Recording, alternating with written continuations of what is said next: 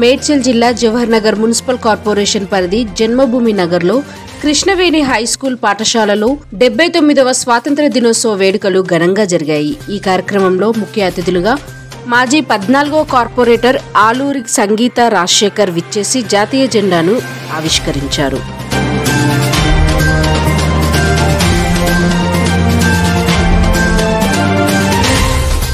అనంతరం సీనియర్ నాయకులు ఆలూరి రాజశేఖర్ మాట్లాడుతూ ప్రతి ఏటా జెండా వందనం పాఠశాలలో, ప్రభుత్వ కార్యాలయంలో మరియు ఇతర కార్యాలయాల్లో త్రివర్ణ పతాకాన్ని ఎగురవేసి ప్రతి ఒక్క జాతీయ పౌరులు 79వ సంవత్సరాల నుండి స్వతంత్రాన్ని జరుపుకుంటున్న చిన్న పెద్ద తేడా లేకుండా ప్రతి పౌరులకు ధన్యవాదాలు తెలుపుతూ నేటి బాలలే రేపటి పౌరులు అనే విధంగా ఇలానే ఐకమత్యంతో అందరం ముందుకు సాగాలని తెలిపారు.